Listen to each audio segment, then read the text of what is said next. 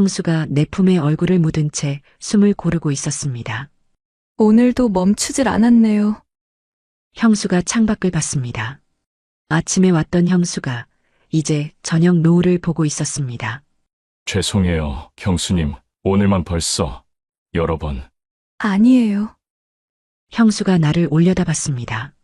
5년이나 혼자 계셨으니까 한두 번으로는 안 되잖아요. 형수님이 힘드실 텐데. 전 괜찮아요. 형수가 내 손을 잡았습니다. 오히려 좋아요. 태연 씨가 저를 그렇게 원한다는 게. 다른 여자였으면 하루 종일 이렇게는 못했을 거예요. 형수가 작게 웃었습니다. 전 태연 씨를 이해해요. 그러니까 얼마든지 괜찮아요. 아침부터 저녁까지 계속해도. 그 말에 가슴이 뛰었습니다. 우리 정말 잘 맞는 것 같아요. 한번 만나면 쉬지 않고 원했고 형수는 다 따라줬습니다. 한 달에 두세 번 형이 출장 갈 때마다 만나는 날은 아침부터 저녁까지 멈추지 않았습니다. 들키면 끝입니다. 실패한 남자와 외로운 형수, 우리의 위험한 이야기가 시작됐습니다. 이야기 시작 전에 구독과 좋아요로 응원해 주시면 큰 힘이 됩니다. 그럼 지금부터 본격적으로 이야기를 들려드리겠습니다. 금요일 밤 8시, 6평 원룸에 누워 지난 날을 회상했습니다. 대체 어떻게 이렇게 됐을까?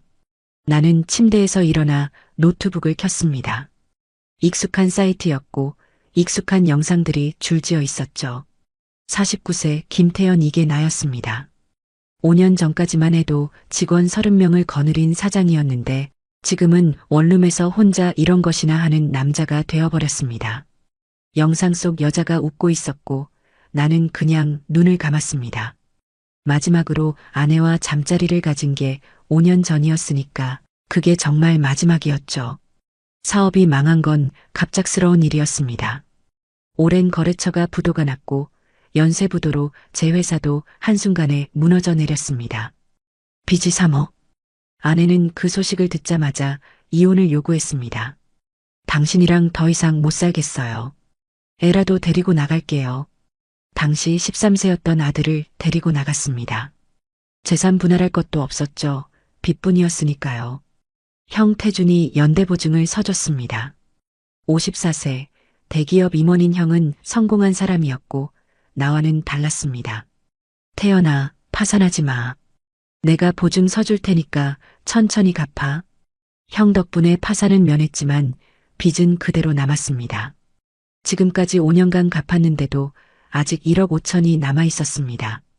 중소기업 직원으로 일하며 월급의 반을 빚 갚는 데 쓰고 나머지 반으로 원룸 월세와 생활비, 그리고 아들 양육비를 보냈습니다. 빠듯했습니다. 영상이 끝났고 나는 티슈로 뒷정리를 했습니다. 허무했죠. 49살, 이혼 5년 차. 이게 내 인생이구나. 핸드폰이 울렸습니다. 화면에 형수님이라고 떴습니다. 태연 씨, 내일 토요일인데 청소 좀 해드릴까요? 형수 서윤이었습니다. 51세, 결혼 25년 차 전업주부인 형수는 한 달에 두세 번 제 원룸에 와서 청소를 해줬습니다. 아니에요, 형수님. 괜찮아요. 아니에요. 남편이 출장 가서 심심한데 제가 갈게요. 빨래도 쌓였을 거 아니에요. 정말 괜찮습니다. 오전 10시에 갈게요.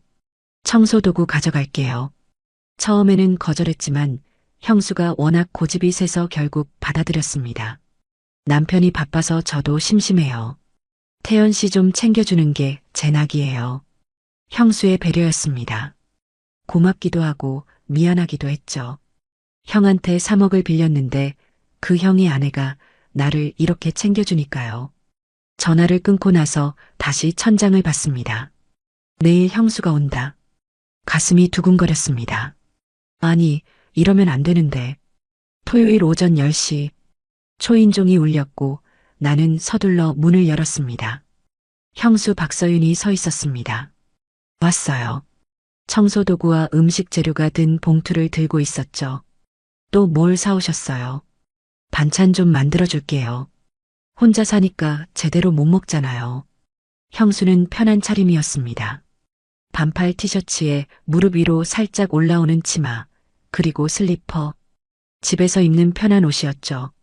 51세지만 여전히 몸매 관리가 잘 되어 있었습니다. 아니, 보면 안 되는데. 앉아 있어요. 제가 청소할게요.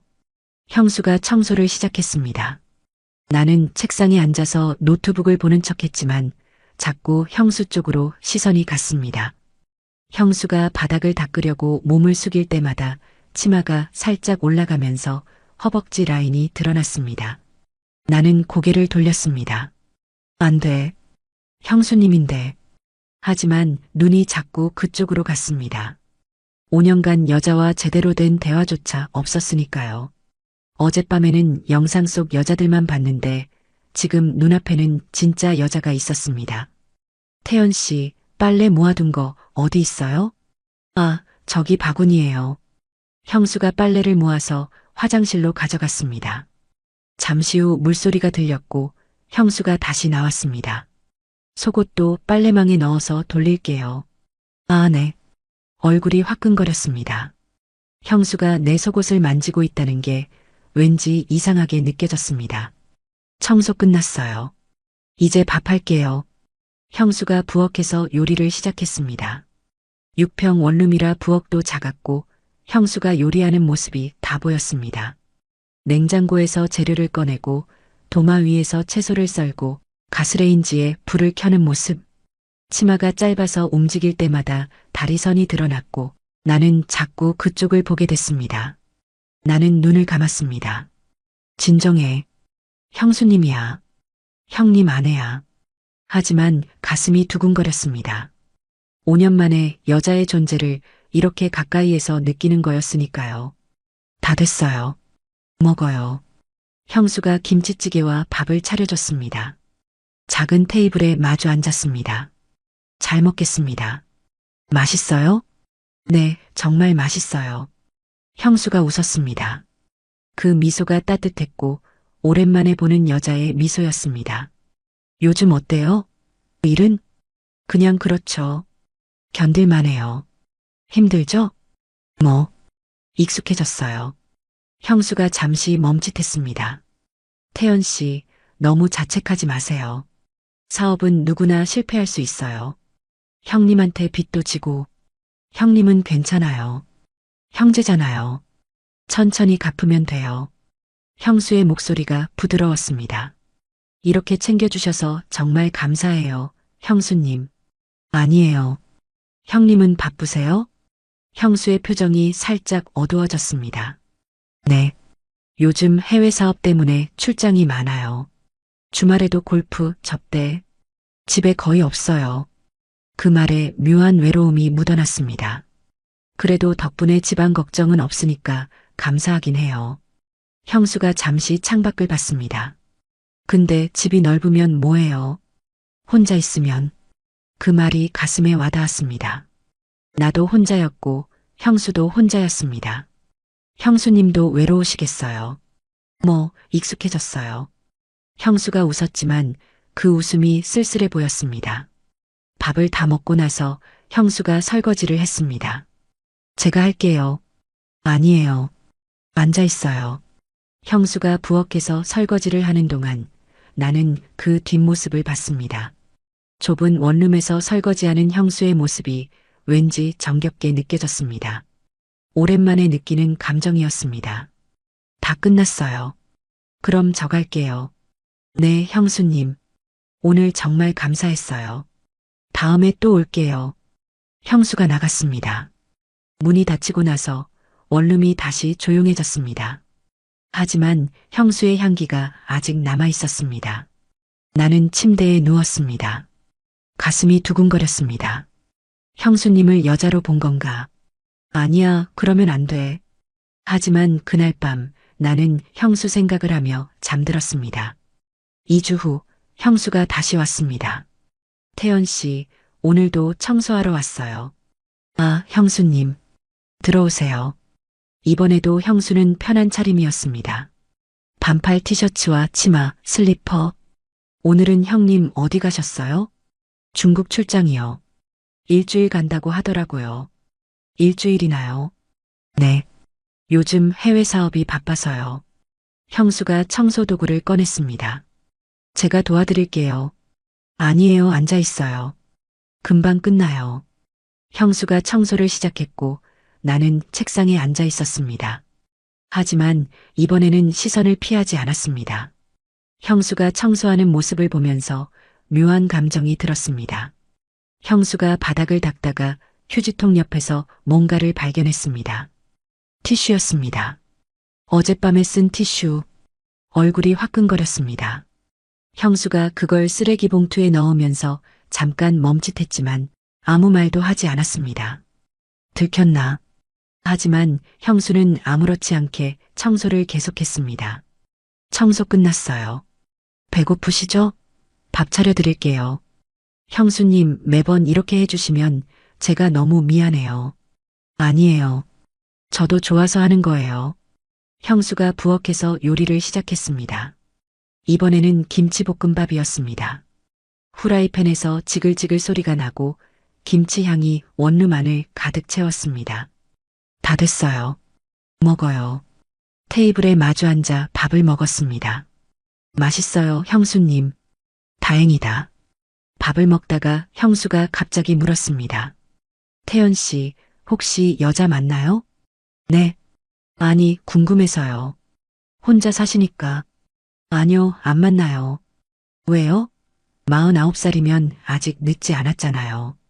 빚도 있고, 그리고 별로 생각이 없어요.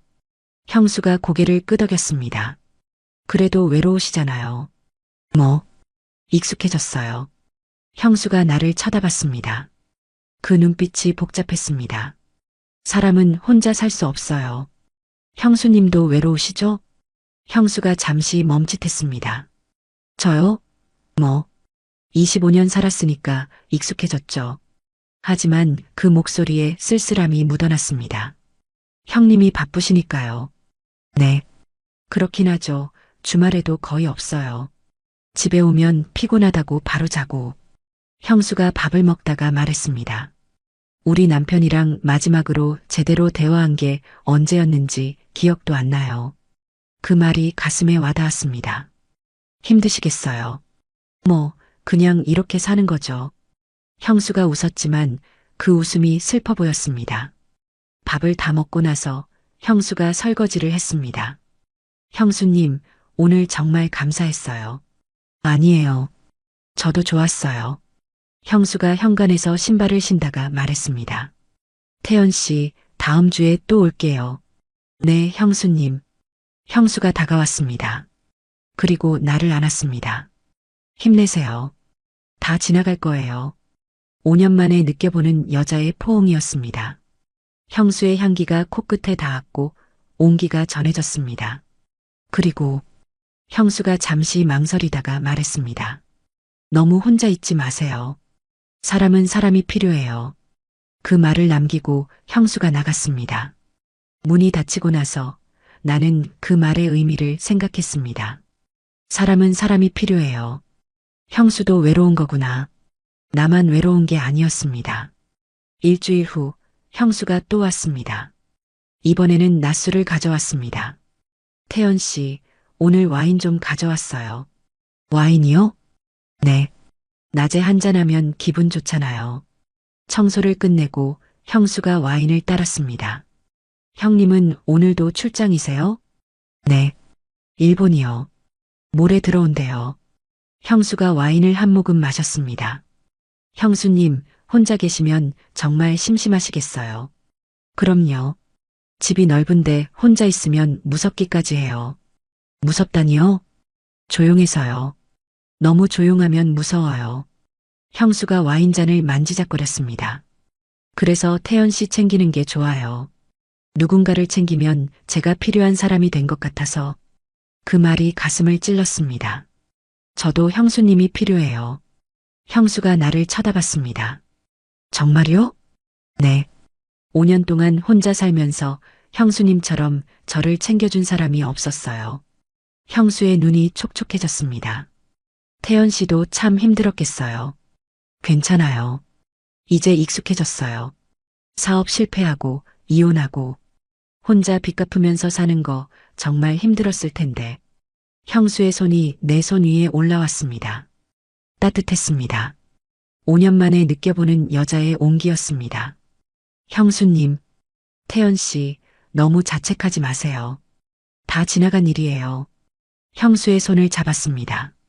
형수가 손을 빼지 않았습니다. 우리는 그렇게 한참을 앉아 있었습니다. 손을 잡은 채로 와인을 마시면서 형수님 응? 형수님한테 의지하는 것 같아요. 저도 태연 씨한테 의지해요. 형수가 와인을 한 모금 더 마셨습니다. 우리 비슷해요. 둘 다 외로우니까. 맞아요. 남편은 바쁘고 저는 혼자고. 형수의 목소리가 떨렸습니다. 태연 씨는 혼자 살고 빚 갚고 우리 둘 다 힘드네요. 그래요. 와인 한 병이 비었고 형수가 두 번째 병을 땄습니다. 더 마실래요? 네. 오후 햇살이 원룸 창문으로 들어왔습니다. 형수의 얼굴이 빨개졌습니다. 태연 씨, 솔직히 물어봐도 돼요? 네. 혼자 사시니까 정말 외롭지 않으세요? 외롭죠. 형수가 와인잔을 들었습니다. 저도 남편이랑 정말 오래됐어요. 네. 우리 남편이 저를 마지막으로 안아준 게 몇 년 전인지 기억도 안 나요. 형수의 목소리가 떨렸습니다. 형수님. 형수가 와인잔을 들려다가 손이 미끄러졌습니다. 와인이 테이블 위로 쏟아졌고 책상 위 노트북에까지 튀었습니다. 아, 큰일 났다. 나는 황급히 노트북을 들어 올렸습니다. 형수가 휴지를 들고 달려왔습니다. 어떡해요, 고장나면. 일단 닦아야죠. 노트북 화면이 깜빡이더니 갑자기 켜졌습니다. 그리고 어젯밤에 본 사이트가 그대로 화면에 떴습니다. 시간이 멈췄습니다. 형수가 화면을 봤습니다. 나는 급히 노트북을 덮으려 했지만 이미 늦었습니다. 얼굴이 화끈거렸습니다. 죄송합니다, 형수님. 제가 끄는 걸 깜빡. 침묵이 흘렀습니다. 형수의 손이 떨렸습니다. 아니에요. 제가 쏟아서. 형수님, 그럴 수밖에 없잖아요. 5년이나 혼자. 형수의 목소리가 작아졌습니다. 그죠? 남자는 더 힘들겠죠. 형수가 휴지로 테이블을 닦으면서 말했습니다. 사람이 외로우면 어쩔 수 없어요. 우리의 시선이 마주쳤습니다. 형수의 눈빛이 흔들렸습니다. 제가 도와드릴게요. 형수님. 형수가 내 손을 꽉 잡았습니다. 그 손길이 뜨거웠습니다. 5년간 화면으로만 보던 것들이 지금 눈앞에 있었습니다. 진짜 여자의 온기가. 안 돼요? 형수의 목소리가 떨렸습니다. 심장이 빠르게 뛰었습니다. 안 될 리가 있나? 5년간 기다려왔던 순간이었습니다. 형수님, 정말 괜찮으세요? 처음이자 마지막으로. 한 번만. 이성의 끈이 끊어졌습니다. 형수가 천천히 내 목에 팔을 감았고 나도 형수를 조심스럽게 끌어안았습니다. 오후 햇살이 커튼 사이로 비쳐들었고 좁은 원룸이 갑자기 따뜻해졌습니다. 그날 오후 우리는 선을 넘었습니다. 얼마나 시간이 흘렀을까요? 숨이 차올랐고 온몸에 땀이 배어 있었습니다. 형수가 내 품에 얼굴을 묻은 채 조용히 숨을 골랐습니다. 나는 천장을 보며 눈을 감았습니다. 5년간 혼자 화면만 보며 위로받던 시간들이 주마등처럼 스쳐 지나갔습니다. 그런데 지금 이 순간은 완전히 달랐습니다. 비교할 수조차 없었습니다. 형수가 나를 꽉 안고 있었고 나도 형수를 놓고 싶지 않았습니다. 이런 게 사랑인가? 아니, 사랑은 아닐 겁니다. 우리는 그냥 서로의 외로움을 채워주는 것뿐이니까요. 하지만 이 순간만큼은 세상에서 가장 완벽하게 느껴졌습니다. 형수의 손이 내 등을 쓰다듬었습니다. 태연 씨, 네, 형수님. 이런 거 처음이에요. 저도요. 5년 만이에요. 형수가 내 얼굴을 올려다봤습니다. 좋았어요? 그 물음의 대답 대신 나는 형수를 더 꽉 안았습니다. 형수가 작게 웃었습니다. 저도요. 그 한마디에 가슴이 뛰었습니다. 5년간 쌓였던 모든 것들이 오늘 오후 몇 시간 만에 해소된 것 같았습니다. 아니, 해소된 게 아니라 채워진 겁니다. 형수와 나 우리는 서로에게 딱 맞았습니다. 그날 이후 형수와의 만남이 반복됐습니다. 형이 출장 갈 때마다 형수가 왔습니다. 처음이자 마지막이라던 약속은 생각보다 쉽게 무너졌죠. 한 달에 두세 번.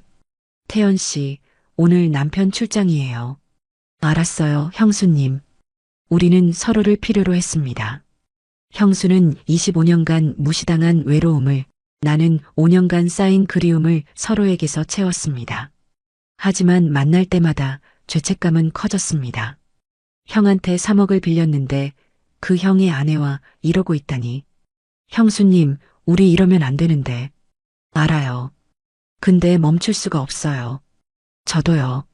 형수가 내 가슴에 얼굴을 묻었습니다. 태연 씨, 네. 오늘도 멈추질 않았네요. 형수가 창밖을 봤습니다. 아침에 왔던 형수가 이제 저녁 노을을 보고 있었습니다. 죄송해요, 형수님. 오늘만 벌써 여러 번. 아니에요. 형수가 나를 올려다봤습니다. 5년이나 혼자 계셨으니까 한두 번으로는 안 되잖아요. 형수님이 힘드실 텐데. 전 괜찮아요. 형수가 내 손을 잡았습니다. 오히려 좋아요. 태연 씨가 저를 그렇게 원한다는 게 다른 여자였으면 하루 종일 이렇게는 못했을 거예요. 형수가 작게 웃었습니다. 전 태연 씨를 이해해요. 그러니까 얼마든지 괜찮아요. 아침부터 저녁까지 계속해도 그 말에 가슴이 뛰었습니다. 우리는 그렇게 서로를 안고 있었습니다. 하지만 만날 때마다 죄책감은 커졌습니다. 형 얼굴이 떠올랐습니다. 태연아, 파산하지 마. 내가 보증 서줄 테니까. 그 목소리가 귓가에 맴돌았습니다. 형수님, 좀 무섭기도 해요. 형님이 알면 저는 끝장이에요. 알아요. 근데 왜 멈출 수가 없을까요? 형수가 쓸쓸하게 웃었습니다. 우리 둘 다 외로워서 그래요. 맞아요. 외로움이 사람을 이렇게 만드나 봐요. 우리는 그렇게 반복되는 만남을 이어갔습니다. 죄책감과 외로움 사이에서 어느 날 형한테서 전화가 왔습니다. 태연아, 요즘 어떻게 지내? 그냥 그렇지 뭐. 서윤이가 자주 간다며? 청소해준다고. 심장이 철렁했습니다. 응. 형수님이 챙겨주셔서 고맙지. 그래. 우리 서윤이가 착하긴 해. 시동생 챙기는 거 보면. 잠시 침묵이 흘렀습니다. 근데 태연아. 왜? 너 재혼 생각 없냐? 갑자기 왜 그래? 아니, 49살이면 아직 늦지 않았잖아. 혼자 사는 것도 외롭고. 생각은 해봤는데. 빚도 있고. 빚은 천천히 갚으면 되고. 혼자 사니까 서윤이가 자꾸 신경 쓰더라. 형의 목소리가 묘했습니다. 형수님이? 응. 내가 혼자 있으니까 불쌍하대. 자꾸 뭐 챙겨주고 싶어 하고. 가슴이 철렁 내려앉았습니다. 미안해, 형. 아니, 뭐가 미안해. 근데 내가 여자 좀 만나면 서윤이도 덜 신경 쓸 것 같아서 그 말에 가시가 박혀 있었습니다. 알았어. 그리고 태연아. 응? 서윤이한테 너무 의지하지 마. 형수님이잖아. 심장이 멎는 것 같았습니다. 무슨 말이야? 아니다. 내가 괜한 소리 했어. 그냥 내가 여자 좀 만나서 재혼했으면 좋겠다는 거야. 알았어. 전화를 끊고 나서도 형의 말이 귓가에 맴돌았습니다. 서윤이한테 너무 의지하지 마. 형수님이잖아. 형은 알고 있는 걸까? 아니면 그냥 걱정인 걸까? 핸드폰을 쥔 손이 떨렸습니다. 들키면 안 돼. 절대로. 어느 금요일 오후 형수와 함께 있었습니다. 갑자기 초인종이 울렸습니다. 태연아, 나야. 형이었습니다. 형수와 나는 얼어붙었습니다. 어떡해요. 욕실로 숨으세요. 형수가 서둘러 옷을 주워 입고 욕실로 뛰어갔습니다. 나는 심호흡을 하고 문을 열었습니다. 형, 출장 취소됐어. 너 밥 먹었어? 같이 먹으러 가자. 아, 지금은 좀. 형이 현관을 보다가 멈췄습니다. 여자 구두가 놓여 있었습니다. 심장이 멎었습니다. 서윤이? 아니야. 나는 황급히 말했습니다. 지금 여자 와 있어. 형의 얼굴에 미소가 번졌습니다. 야, 진짜? 여자 있구나? 응. 형이 거실을 둘러봤습니다. 테이블에 와인 잔이 2개네. 분위기 좋았나 보네. 형? 괜찮아, 괜찮아. 나갈게. 형이 내 어깨를 쳤습니다. 그래, 이래야지. 49살에 혼자 살면 되냐? 누구야? 소개팅? 응, 뭐. 그런 거. 형이 욕실 쪽을 보며 웃었습니다. 아가씨, 미안해요. 제가 갑자기 와서 나갈게요. 형? 야, 잘했다. 진짜. 이제 여자 좀 만나야지. 그때 형 핸드폰이 울렸습니다. 여보세요? 아, 네. 지금 갑니다. 형이 나가며 내 등을 두드렸습니다. 잘해라, 응? 다음에 밥 먹자. 여자분한테 잘하고. 형이 나갔습니다. 문을 닫자마자 형수가 욕실에서 나왔습니다. 얼굴이 창백했습니다. 태연 씨, 괜찮아요, 형수님. 들킬 뻔했어요. 형수의 손이 떨렸습니다. 너무 무서웠어요. 나는 형수를 안았습니다. 괜찮아요. 형님은 몰라요. 정말요? 네. 여자친구인 줄 알아요. 하지만 내 손도 떨리고 있었습니다. 형수가 내 가슴에 얼굴을 묻었습니다. 태연 씨, 우리 이제 그만해야 할까요? 형수님, 들키면 끝이잖아요. 알아요. 근데 형수가 나를 올려다봤습니다. 멈출 수가 없어요. 우리는 서로를 꽉 안았습니다. 떨리고 있었습니다. 하지만 놓을 수가 없었습니다. 그날 이후 형수가 연락을 끊었습니다. 1주일, 2주일. 나는 형수한테 문자를 보냈습니다. 형수님, 괜찮으세요? 답이 없었습니다. 형수님, 보고 싶어요. 여전히 답이 없었습니다. 한 달이 지났습니다. 원룸은 다시 조용해졌고 나는 다시 혼자가 됐습니다. 어느 날 형한테서 전화가 왔습니다. 태연아, 주말에 집에 와. 서윤이가 밥 해준대. 응. 토요일 저녁에 와. 고기 구워줄게. 전화를 끊고 나서 가슴이 철렁했습니다. 형수를 만나야 한다니. 토요일 저녁 형의 집에 갔습니다. 초인종을 눌렀고 형수가 문을 열어줬습니다. 어서 와요, 태연 씨. 안녕하세요, 형수님. 한 달 만이었습니다. 형수는 단정한 옷차림이었고 화장도 연하게 했습니다. 들어와요. 거실에서 형이 TV를 보고 있었습니다. 왔어? 앉아. 응. 형수가 부엌으로 갔습니다. 서윤아, 고기 가져와. 네. 형수가 고기를 들고 나왔고 형이 고기를 굽기 시작했습니다. 태연아, 빚 얼마나 남았지? 이제 1억 정도. 많이 갚았네. 고생했다. 형 덕분이야. 형제인데 당연한 거지. 형이 고기를 구우며 말했습니다. 근데 그 여자는 어떻게 됐어? 여자? 지난번에 내 원룸에 있었던 여자. 심장이 철렁했습니다. 옆에서 형수가 멈칫했습니다. 아, 안 됐어. 왜? 분위기 괜찮아 보였는데. 그냥 안 맞더라. 아쉽네. 그래도 이제 재혼 생각해봐. 생각해볼게. 형수가 상을 차리면서 나와 눈이 마주쳤습니다. 형수의 눈빛이 흔들렸습니다. 저녁을 먹는 동안 형만 떠들었습니다. 회사 얘기, 골프 얘기, 앞으로 계획. 형수와 나는 거의 말이 없었습니다. 가끔 눈이 마주치면 서로 피했습니다. 잘 먹었습니다. 그래. 서윤아, 커피 좀 줘. 네. 형수가 커피를 내리러 부엌으로 갔습니다. 형이 화장실에 간 사이 잠깐 둘만 남았습니다. 형수님. 네. 잘 지내세요? 네. 태연 씨도요. 빚 갚아서 다행이에요. 형수님, 이제 좋은 사람 만나세요. 형수의 목소리가 떨렸습니다. 형이 돌아왔고 우리는 더 이상 말하지 못했습니다. 집에 돌아오는 길 가슴이 먹먹했습니다. 이게 끝인가? 원룸에 도착해서 침대에 누웠습니다. 핸드폰을 봤습니다. 형수한테서 문자가 왔습니다. 잘 지내요, 태연 씨. 우린 잘한 거예요. 눈물이 났습니다. 1년이 지났습니다. 나는 여전히 원룸에 살고 있었고 빚은 5천만 원 남았습니다. 형수는 더 이상 오지 않았습니다.